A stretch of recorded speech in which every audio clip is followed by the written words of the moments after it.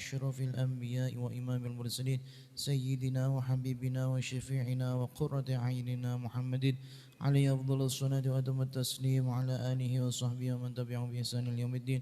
أما بعد، اللهم انفعنا بما علمتنا وعلمنا ما ينفعنا وزدنا علما ينفعنا آمين يا رب العالمين. Qauluhu as-sholatu ats-tsaniyatu utawi giku sholawat kang kaping pindho. Jadi kemarin beberapa waktu lalu sempat kita singgung kalau memang bukan momennya bulan Rabiul Awal, maka yang dibaca mulai ya Rabbi sholli ala Muhammad Ashrafi Badrin. Tapi kalau momennya adalah Rabiul Awal biasanya dibaca dari Malaha fil ufqi, dari awal. Nah, ini biar sampean tahu nanti kalau formalitas pripun ora diwaca ora apa-apa, maulid formalitas ya. Ora bolak-balik enggak pernah membaca Ashrafi Badrin itu secara lengkap. Biasanya kita loncat-loncat. Kenapa? Memang dari awalnya maulidnya tidak tenanan, ora tenanan, tidak sungguh-sungguh ya. Makanya saya loncat-loncat, ngapain sungguh-sungguh gitu loh. Sesuai sama orangnya. Nek formalitas berarti biasanya saya niat golek mangan biasanya ya. Saya ajarkan tersebut pada teman-teman yang lain. Nek memang Sahibul Bait itu tidak begitu hormat sama maulid atau menganggap maulid itu sebagai hiburan, ya sudah, berangkatnya niat golek mangan ben ora lara ati ya. Kalau berangkat niat golek majelis temenanan bar-barane tekan panggonane zong, wah iku yo mangane wareg tapi kan hati tidak terpuaskan ya. Gak seneng pun. Oke. Tapi kalau memang yang didatengin adalah majelis yang betul-betul niatnya majelis, saya kira kalau baca Simtud Duror tidak berani sembarangan. Baca Simtud Duror itu pasti pakai adab, pakai tata cara pun. Nah kemudian nek sampean nek gawe acara ya harusnya memang sesuai adabnya. Jangan sampai sama dengan orang awam. Berharap sim paling dilupakan itu biasanya nek acara nikah. Mereka tuh sebelum akdu nikah itu ngoyo untuk barokah maulid, tapi njaluk nek mahalul qiyam ngepasi ngantene moro. Dadi ya Nabi salam si Paijo moro. Cak gatel iku. Iki ya nabine kok jenenge Paijo mana tadi. Jadi kayak kurang adab. Kalau saya sendiri, saya sampean juga pernah lihat waktu itu di nikahan saya, justru si mimpin maulid ya aku, si moco maulid ya aku. Jadi saya datang sebelum maulid karena pengen dari awal sampai si rombongan tak tinggal kan, iring-iringnya tak tinggal karepmu tekan ora tekan pokoknya aku kobil tuh sah bener. Apa pentingnya yang ngiring-ngiring itu? Pentingnya wong ngiring-ngiring ku njen ngeramein itu. Dan saya dari dulu memang ya konco-koncone Abu Yaumi memang banyak sih teman-teman. Saya bukan menjelek-jelekan, tapi kalau memang betul-betul calon nganten iku golek barokah maulid, datangnya jangan pas mahalul qiyam. Pas datangnya aku nek iso sadurunge Fatihah, sadurunge bener-bener dari awal sampai akhir. Riskannya orang yang baca maulid ketika pas pernikahan iku engko nek ngantene wis moro otomatis nek wis duduk, sudah duduk tuh biasanya mboten nonton donga maulid. Intinya maulid juga didoai itu kan. Terus bayangkan ya, kayak ngundang Kanjeng Nabi terus Kanjeng Nabi mbok ngurno. Sopan ndak itu? Sopankah begitu gitu Mas? Paham ta ora? Kanjeng Nabi sudah rawuh, bayangkan ya, Kanjeng Nabi sudah rawuh ya Nabi dan tolak al-badr sudah selesai, tiba-tiba terus langsung prosesi akdun nikah, wala ada doa, wala ada salam, wala apa. Koyok Kanjeng Nabi nganggur dok kono, ya paham tuh? Kan itu kesalahan. Jadi sopankah kita begitu itu? Apakah kita beradab seperti itu ya? Tentunya saja tidak. Makanya betul-betul di istisyar kita dilatih untuk ngerasake kehadirannya Kanjeng Nabi, kersane barokah temenan pun. Qala ya Rabbi sholli ala Muhammad asyrafi badrin fil kauni asyrafi badrin, rupane sak mulya-mulyane rembulan. Kanjeng Nabi diibaratkan seperti bulan. Al-badru berarti rembulan purnama. Asyrafi badrin rupane sak mulya-mulyane bulan purnama. Iki enake diloncat dulu. Asyraqa kang muncul apa badr. Asyraqa kang muncul apa badr fil kauni ing dalem alam semesta. Fil kauni ing dalem alam semesta. Kata beliau, ya Allah, curahkanlah rahmat ta'zimmu kepada Rasulullah sallallahu alaihi wasallam yang mana keelokan beliau, keindahan beliau itu bagaikan rembulan yang paling sempurna yang muncul di alam semesta. Kanjeng Nabi niku memang secara zatiyahnya, secara jasadnya niku fi riwayah dikatakan di dalam beberapa riwayat dikatakan Kanjeng Nabi itu memang betul-betul awake atau tubuhnya mengeluarkan cahaya. Mengeluarkan cahaya dan orang-orang yang melihat Kanjeng Nabi wong hakikate Kanjeng Nabi itu cahaya rata-rata enggak bisa mensifati Kanjeng Nabi secara detil, ya kan? Karena yang dilihat cahaya. Sampai ngerti lampu, ngerti ku nek lampu, tapi detilnya lampu ngertos mboten? Gak ketok karena blereng. Lah kenapa Kanjeng Nabi disifati seperti badr, seperti rembulan? Karena kalau Kanjeng Nabi disifati seperti srengenge, iku nanti jenenge nyulek mata dan cahayanya Kanjeng Nabi ndak nyulek mata lho. Nyulek mata dawe. Jadi makanya ibarat yang paling pas itu Kanjeng Nabi diibaratkan bagaikan bulan purnama. Soalnya iso dingeti, lampu kayak ngene iki saged dingeti kira. Sama dengan rembulan ketika 15 malam 13 14 15 nek pakai padang-padange ketok. Kemudian apakah itu menyakitkan mata? Enggak. Tidak menyakitkan mata. Tapi apakah kita tahu detailnya? Enggak bisa. Rata-rata sahabat itu nek mbok takoni, misalnya beliau ada yang hidup sampai sekarang. Wajahnya Kanjeng Nabi itu sebagaimana, kemudian tubuhnya bagaimana, rata-rata enggak bisa jawab.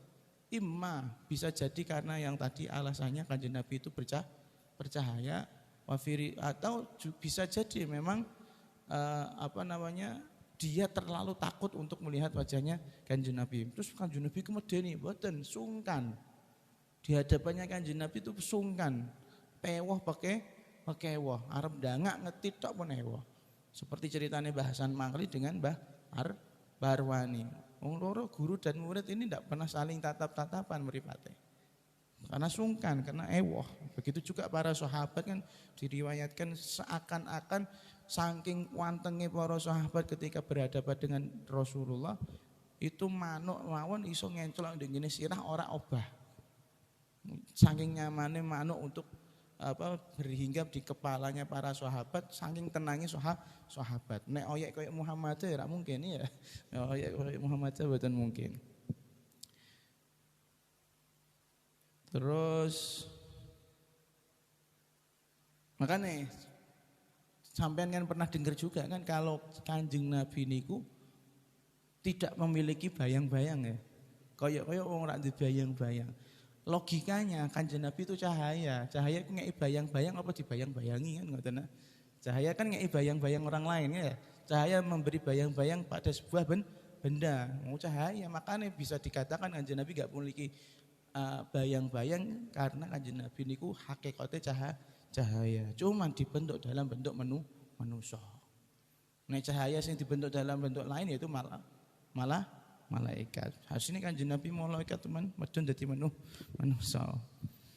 Kersane saged diikuti kata Imam Mutawalli Asy'arawi, kenapa Kanjeng Nabi itu nur yang dijadikan dalam bentuk manusia agar semua makhluk dari bangsa malaikat, jin dan manusia bisa mengikuti ajaran-ajarannya Kanjeng Nabi. Ngerti carane salat yaiku krana ngerti manusa, ora ngerti jin. Sampeyan kok belajar salat karo jin, salah alamat, salah server. Jin bentuke kaya apa?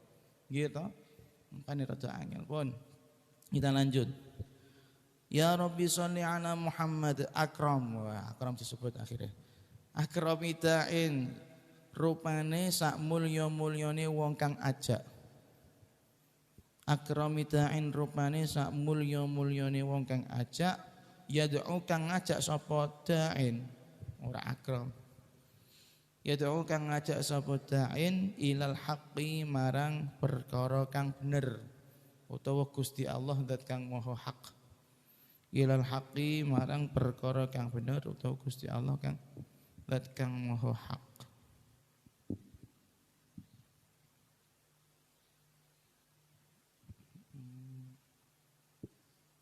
Talha bin Abdillah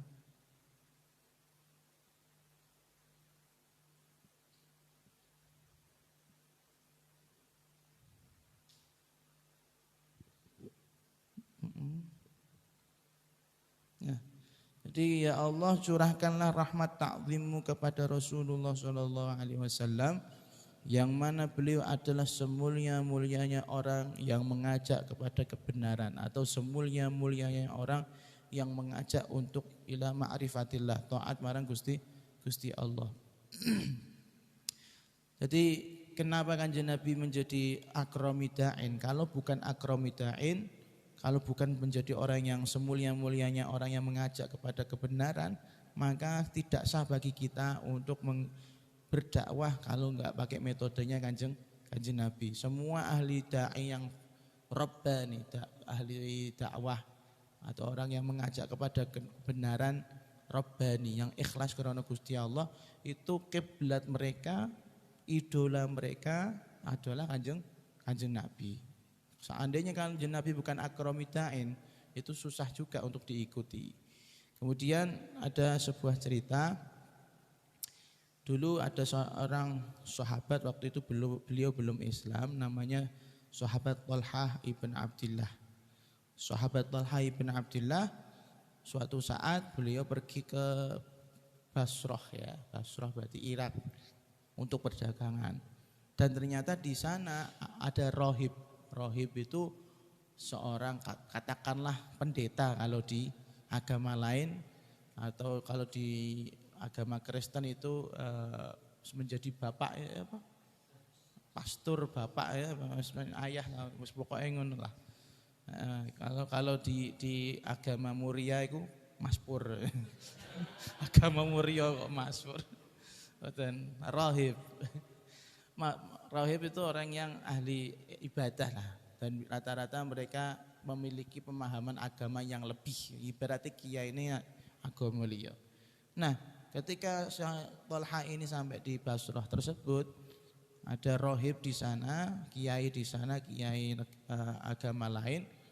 Dia bertanya, "Salu ahla hadzal mausim afihim ahadun min ahlil haram." Tolong tanyakan rombongan-rombongan yang ada di pasar ini.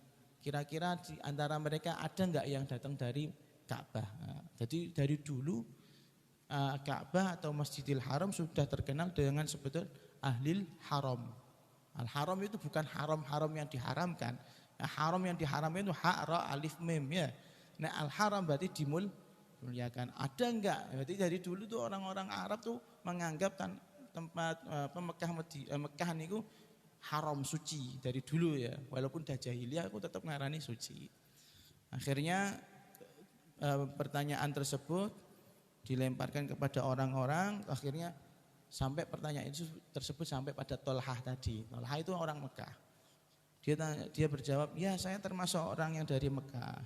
Saya termasuk orang yang di Mekah." Rene cong, kene anakku kesini.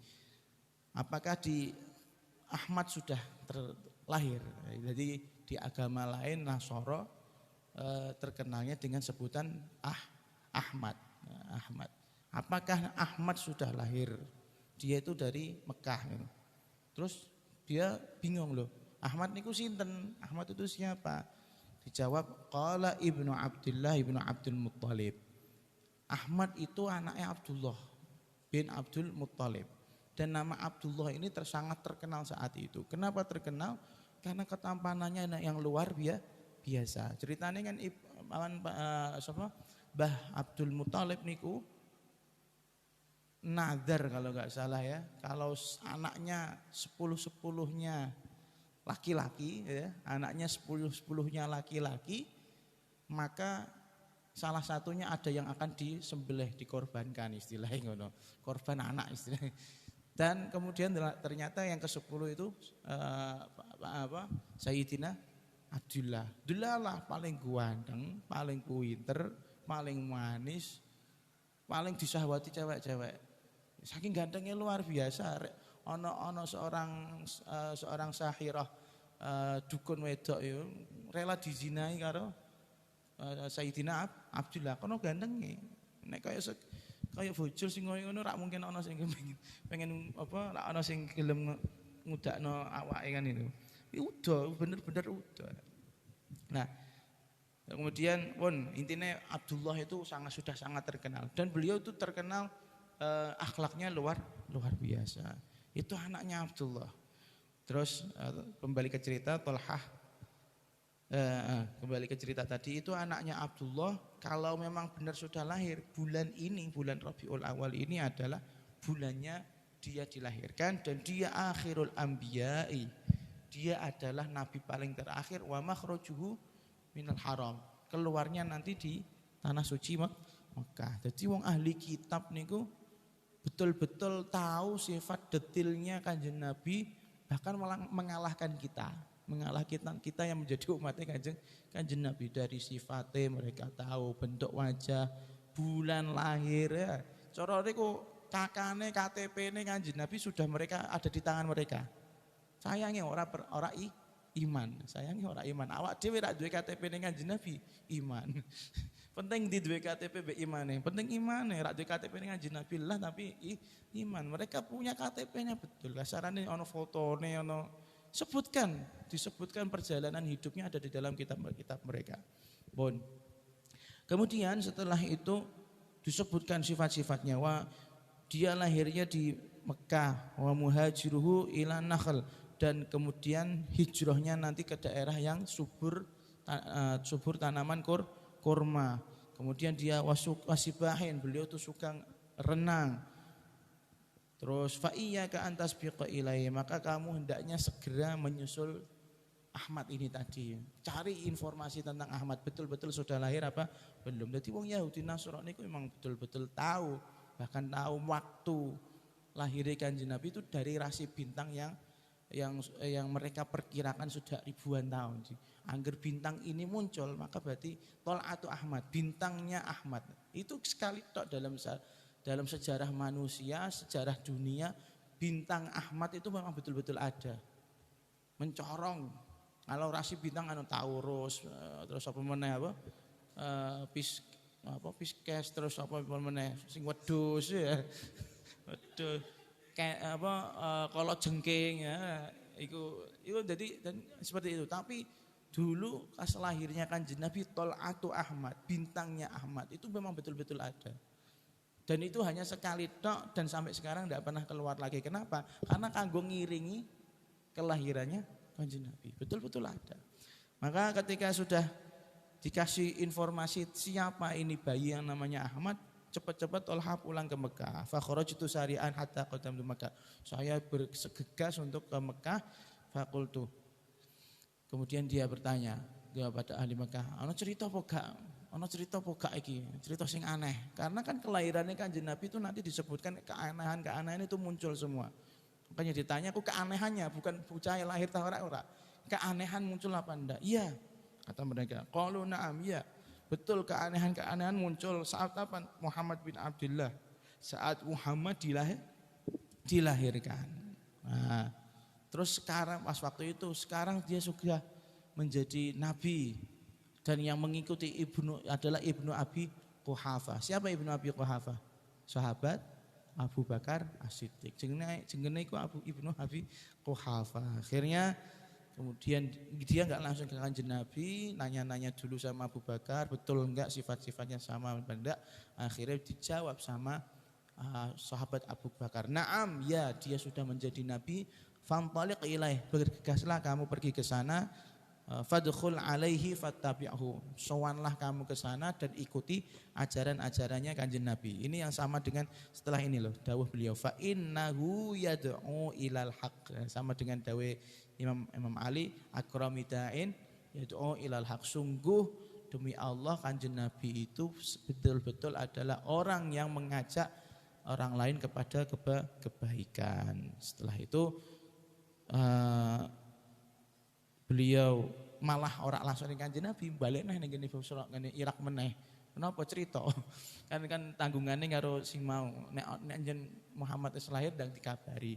Urung masuk Islam malah layu ning kene Basrah sik matur karo Mbah Pur mau, Mbah Dukun, kiai mau akhirnya betul kejadian yang Anda ceritakan pada saya sudah terjadi di Mekah, kemudian di Ar-Rahib kemana tadi? Si Ar-Rahib karena sudah tua berwasiat sama Thalha, kamu segera pulang ke Mekah, segera ikut barisannya Muhammad, segera ikut membela Kanjeng Nabi karena dia akan dibenci sama kaumnya, karena dia akan dihinakan sama kaumnya. Seperti ceritanya Waraqah bin Naufal ya, Waraqah bin Naufal yaitu termasuk paman atau mamanya Sayyidah Khadijah sudah memprediksi bahwa Kanjeng Nabi itu adalah Nabi akhir zaman, dan beliau di akhir hadis dikatakan seandainya saya masih berumur panjang pasti saya akan membelamu. Saya akan membelamu, kan ngoten bahasane hadis. Terus Kanjeng Nabi sampai enggak percaya, amu khrijiyahum, apakah mereka betul-betul akan mengusir saya dari Mekah? Wong aku ku al-amin, wong paling jujur, wong paling apik kok diusir, kan kaya ora mungkin secara logika. Wong paling soleh diusir. Loh iya betul, semua nabi itu pasti pernah diusir sama kaumnya, sama warganya. Makanya sampean kok diusir sama kaummu, jangan-jangan kamu nabi. Enggak lah, enggak mungkin, sifatnya jauh ya. Diparani sapa sampean, malaikat Jibril ya rak kudu mara. Makanya akhirnya pada akhirnya Sayyidina Abu Bakar dan Sayyidina Thalha ini selalu bareng-bareng. Memang dalam cerita Sayyidina Thalha ini enggak begitu masyhur, tapi dalam riwayat ini dikatakan qarina ini, dua orang ini adalah bagaikan dua tanduk ya. Dua tanduk artinya ya bareng-bareng terus. Tanduk kan tak mungkin siji, tanduk iku loro. Tanduk siji ku tanduk apa? Tanduk ngisor. Nyodok-nyodok apa iku. Kayak dicocol. Paham nggih. Lanjut, waqala ya Rabbi sholli ala Muhammad al-Mustafa as-Sadiqil Musaddaq. Al-Mustafa yaiku rupane nabi kang terpilih. Al-Mustafa yaiku rupane nabi kang terpilih, as-Sadiqi tur nabi kang jujur. As-Sadiqi tur nabi kang jujur, al-Musaddaqi tur nabi kang den anggap jujur. Al-Musaddaqi tur nabi kang den anggap jujur. Kanjeng Nabi kata beliau, ya Allah curahkanlah rahmat ta'zimu kepada Rasulullah sallallahu alaihi wasallam yang mana sifatnya adalah Al-Mustafa, yang terpilih. Kemarin sudah kita jelaskan perbedaan Al-Mustafa sama Al-Mujtaba. Kalau Al-Mustafa Rasulullah dipilih oleh Allah Subhanahu wa taala untuk menjadi imam, untuk menjadi pemimpin bagi umatnya ya. Tapi kalau Al-Mujtaba, Allah Subhanahu wa taala memilih Kanjeng Nabi menjadi kekasih untuk diri Allah sendiri. Kemudian As-Shadiqi, sifatnya Kanjeng Nabi itu As-Shadiq. Jelas dari hal ini sudah enggak usah diperpanjang bahwasanya memang Kanjeng Nabi adalah As-Shadiq. Kalau Kanjeng Nabi enggak punya sifat sidik, enggak punya sifat jujur, bahaya niki mangke. Ujuk-ujuk aku badhe parani Jibril. Diwi wahyu ngene iki. Wis mlaku 10 dina itu prank. Misale kaya ngono. Kan ora asik kan baru sakake sahabat. Bayangno, itu prank nulis ayat iku bar nulis ayat terus itu prank bayangno. Sudah diamalkan dan dibayangno karo sahabat barbarane ayat sing ngene niku prank wae iku gluweh. Piye carane busek ke watu ya? Kan kita diceritakan kan nulis ning watu, nulis ning gini kayu ya. Ya kan enggak ada kertas. Nabi kok ngangel-ngangel umate watake ngono. Enggak pernah Kanjeng Nabi tidak jujur. Sampai musuhe mawon mengakui Kanjeng Nabi itu pasti jujur dan mengakui Kanjeng Nabi itu nabi. Hanya saja mereka gengsi. Al-Musaddaq itu yang diwilang-wilang jujur. Artinya Kanjeng Nabi dirinya sendiri jujur dan dianggap orang lain jujur. Enggak pernah Kanjeng Nabi bohong. Seperti yang saya katakan tadi, musuh mawon nganggep Kanjeng Nabi jujur, sampai musuh sing cetha-cetha musuh nek nitipno barang mending nitip karo Kanjeng Nabi. Cetha-cetha musuh. Nek nitip amanah mending nitip amanah karo Kanjeng Nabi, karo kancane rak percaya deh. Padahal nek tukaran bareng, nek musuhi bareng tapi nek titip apa-apa titip Kanjeng Nabi. Aneh apa mboten niku? Aneh, musuh tapi dititipi, Masya Allah. Jadi al-musaddaq yang dianggap jujur, atau al-musaddaq di sini bimakna al-masduq alladzi ja'ahu sidqu min rabbih, yaitu al-masduq yaitu adalah orang yang sifatnya mendapatkan sesuatu atau wahyu dari Allah Subhanahu wa taala yang sesuai dengan kebenaran. Terus ya Rabbi sholli ala Muhammad ahlal wara, rupane sak manis-manise manusa. Ahlal wara, rupane sak manis-manise manusa diloncat sik, wa asdaqa ay asdaqal wara, lan sak jujur-jujure manusa. Manis tur jujur. Apane sing manis jujur? Mantiqan apane dawuhe. Mantiqan apane dawuhe. Mungkin tapi di sini bukan berarti menjadi dalil bagi kalian yang suka gombal ya, yang merayu wanita dengan kata-kata manis. Hati-hati Arifin sama Ulfa, ini bukan dalilmu ya. Dikatakan Kanjeng Nabi, ya Allah curahkanlah rahmat takzimu kepada Rasulullah. Rasulullah itu semanis-manis orang dan jujur-jujur orang yang berbicara. Manis dalam hal ini itu bukan manis gombal, rayuan, mukyo, putu boyo niku mboten. Dalam sebuah riwayat yang terkenal, yaitu riwayatnya Ummu Ma'bad. Ummu Ma'bad itu mensifati Kanjeng Nabi bahwasanya nutquhu, cara gaya bicara Kanjeng Nabi itu syahiyul mantiq. Dawuh-dawuh itu dirindukan. Syahi itu disyahwati, artinya dirindukan. Cara ngomong iki ya Allah, ngademno ati. Ana wong sing omongane ngademno ati, ana wong sing ngateli ati. Faslun, kemudian Kanjeng Nabi itu faslun. Apa ya? Cetha jelas. Tek koma-komane jelas, titik-titiknya jelas. Bukan yang titik malah menjadi pertanyaan. Gitu itu. Kalau bingung kan yang memahami itu, ini pertanyaan apa titik, nada saja keliru kan itu. Makanya nek rak paham rak paham kitab itu bisa-bisa yang harusnya titik malah menjadi pertanyaan, yang pertanyaan menjadi titik. Makanya dia bingung kan maring kitab. La fudul, omongannya Kanjeng Nabi ku gak luweh-luweh, artinya tidak banyak guyon, tidak banyak kata-kata yang tidak berguna. Wala hazromah itu gak kecepetan. Ya mboten. Misale libet-libet. Terus idza takallama nazmat durri wal marjani la nazran wala nuqsan.